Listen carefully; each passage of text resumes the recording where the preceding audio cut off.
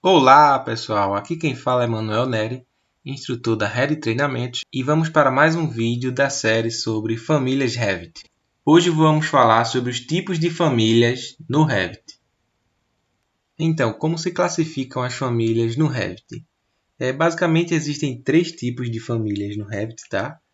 As chamadas famílias de sistema ou famílias do sistema, as famílias carregáveis, que são os componentes de construção 3D ou componentes de anotação, os 2D, componentes 2D, e as chamadas famílias no local, ou também conhecidas como Model in Place, certo? Então vamos explicar cada uma delas para vocês detalhadamente.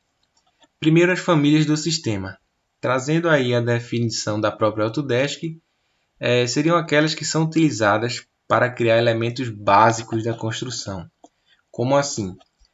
Elementos do tipo piso, forro, parede, telhado, que são aqueles elementos que seriam manufaturados, que seriam de fato construídos na obra. Então, eles são pré-definidos pelo Revit e eles estarão em todos os templates, de tal forma que você não conseguirá criar, copiar, modificar, nem excluir completamente essas famílias do seu sistema, ou seja, essas famílias do template.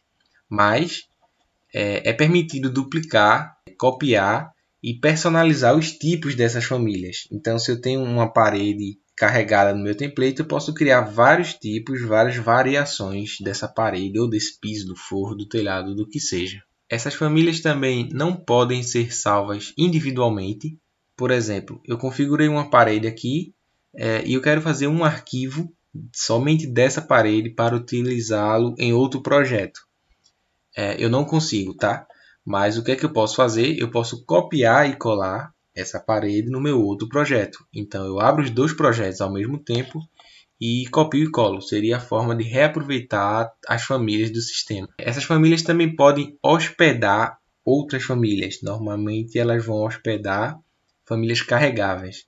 E o que seria hospedar? Hospedar seria, de fato, servir de base para outras famílias.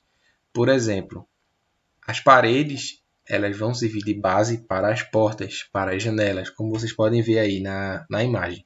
É impossível a gente colocar uma porta no ar, flutuando no Revit. Ela precisa de uma parede para existir. Assim como os forros, algumas luminárias são estritamente hospedadas em forros. Se não houver um forro, ela não vai existir. E alguns mobiliários são hospedados no piso, além de outros exemplos aí. Além disso, as famílias de sistema também servirão para, além de modelar paredes, pisos, telhados e etc., elementos construtivos, os chamados elementos de modelo, ela também vai servir para aqueles que a gente chama de elementos de dados, que o que são? São os níveis, eixos, as janelas de visualização, as viewports, todos esses elementos também seriam aí famílias de sistema. E eles são criados no ambiente do projeto. Nos próximos vídeos nós veremos sobre ambiente do projeto, o ambiente da família. Famílias de sistema são famílias que são especificamente criadas no ambiente de projeto. Vamos ver alguns exemplos.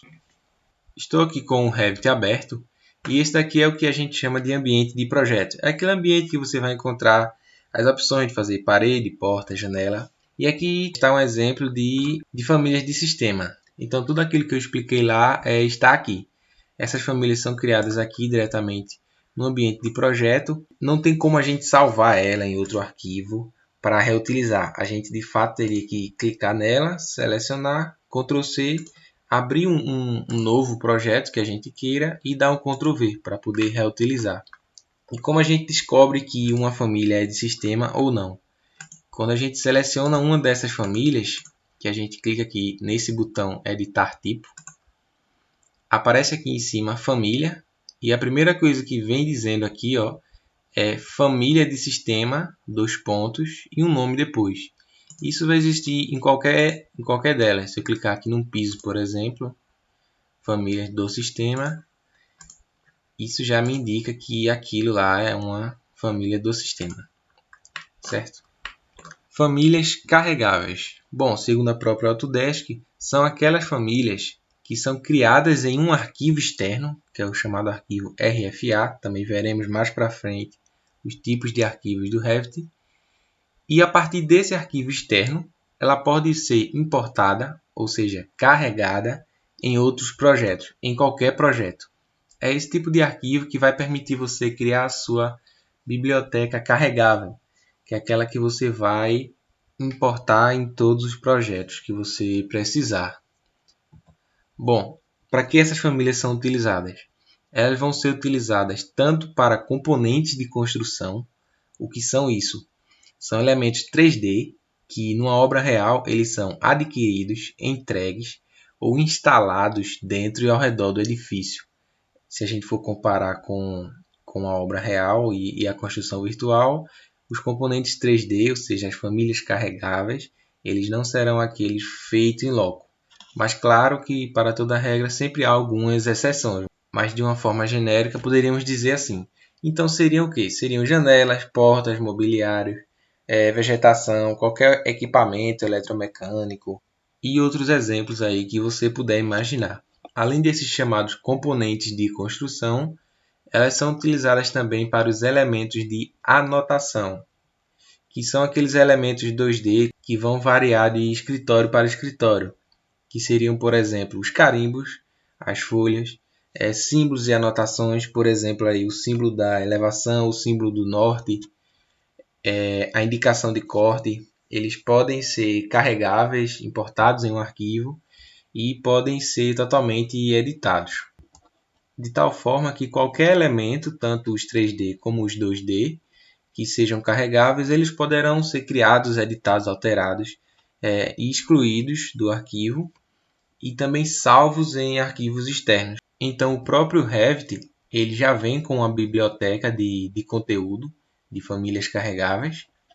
E, além disso, você pode baixar, fazer o download na internet de famílias adicionais que você precisar. E mais ainda, é possível criar, personalizar toda a sua família, que nós veremos aí ao longo da série. Então, para exemplificar na prática essas famílias carregáveis, vamos dar uma olhada no Revit. Bom, aqui está o mesmo projeto do exemplo anterior, sendo que agora com algumas famílias carregáveis, certo? Então podemos ver aqui um móvel que foi carregado nesse arquivo, ele pode ser salvo em um arquivo separado, uma porta, uma janela, uma luminária, assim como qualquer elemento, qualquer equipamento que a gente queira trazer para cá, importar para o arquivo. E da mesma forma que antes, se eu clico nesse elemento e vou aqui em editar, eu vou ver aqui que agora não mais aparece a descrição família do sistema. Isso me indica que toda família que não tem aquela família do sistema é uma família carregável. E na dúvida, é assim que nós podemos reconhecer se uma família é recarregável ou do sistema. Tá? Aqui, por exemplo, na porta, se eu vier em editar tipo, eu vejo que não tem escrito o prefixo família do sistema. E o que são as famílias no local? As famosas Model in Place. São elementos personalizados que você cria no contexto do seu projeto, como define a própria Autodesk. E o que seria isso no contexto do projeto? São elementos que a geometria do projeto ela é tão única que você precisa de uma família especificamente para caber naquela geometria ou para se encaixar naquela geometria. E ela geralmente vai ser sem reutilização. Ela vai ser de fato única para aquele projeto. Então, trazendo um exemplo do próprio Revit, vemos aí que existia uma coluna no local e que era necessário fazer uma mesa que se encaixasse perfeitamente na geometria da coluna e coubesse no ambiente. Então, essa mesa provavelmente seria única. A gente não precisaria salvar essa família para reutilizar em outro projeto, porque quantas vezes iríamos encontrar essa situação? Esse é um exemplo clássico de quando utilizar as famílias no local. E exatamente por serem tão específicos, esse tipo de família não permite você duplicá-lo e criar tipos personalizados. Entretanto, você pode copiar ou criar várias famílias no local no mesmo projeto. E quanto à troca entre projetos? Bom, é possível sim você copiar uma família no local de um projeto para outro, assim como a família de sistema, você copia e cola, você não vai poder salvar em um arquivo externo, mas a própria Autodesk sugere que você não faça isso, a menos que seja muito necessário, porque isso pode causar um mau desempenho no software devido à questão de tamanho de arquivos nessa transferência de tanta restrição que pode ter nessa família. Além disso, como informação adicional, para a criação de famílias no local, a gente utiliza um ambiente que é bem parecido com o das famílias carregáveis, porém ele fica dentro do ambiente de projeto. Então, é como se você visse o projeto em uma sobreposição e abrisse por cima dele o ambiente de família, para criar sua família olhando para a geometria do projeto. Então, vamos ver na prática. Bom, aqui com o Revit aberto, vocês podem ver que eu já fiz aqui algumas alterações para a gente ver melhor esse projeto aí todo cortado, né? E se vocês perceberem, aqui no canto tem um elemento que seria aí um puff e que, se a gente for na planta baixa, percebemos que essa parede ela não é 90 graus, certo? É uma parede com uma angulação bastante específica, seria aquilo que eu falei do caso único. E eu precisaria colocar um puff ali naquele canto, por exemplo. E quantas vezes eu teria um puff que tivesse 78 graus para caber na quina do ambiente? Então esse é o tipo de caso que eu faço uma família modelada no local. Ela vai se encontrar aqui, ó, na aba Arquitetura, Componente. Clicando na setinha, vai ter a opção de modelar no local. Esse botão é que traz as famílias no local. E quando eu faço esse elemento, vou voltar agora no 3D, percebam que ele fica encaixado na geometria da forma que eu fiz. E quando eu seleciono ele e vou em editar tipo, já não existe mais nada aqui na família. Então, na família do sistema existia o nome família do sistema. Na família carregável não existia nenhum prefixo, existia já o nome da família. E agora não existe nada. Por quê? Como eu falei, as famílias modeladas no local, elas não permitem você criar vários tipos. Ela não permite uma variedade de tipos. Então, o próprio tipo já é o elemento que você criou. E o que eu falei sobre o ambiente é que é o seguinte. Se eu clicar aqui em editar, percebam que o meu projeto ficou aqui em subjacência. É como se o ambiente do projeto ficasse por trás do ambiente de família. Percebam que a aba aqui em cima mudou. Eu agora tenho um ambiente que está dentro do meu ambiente de projeto. E quando eu clico aqui em concluir modelo, eu volto para o meu ambiente de projeto. Ele sai da subjacência e eu posso continuar com o meu projeto. Então, eu trouxe aqui para vocês um resumo de tudo isso que foi discutido aí, através de uma releitura minha. E se a partir disso nós fizermos um mapa mental das possibilidades e das limitações dos tipos de famílias, nós percebemos o seguinte.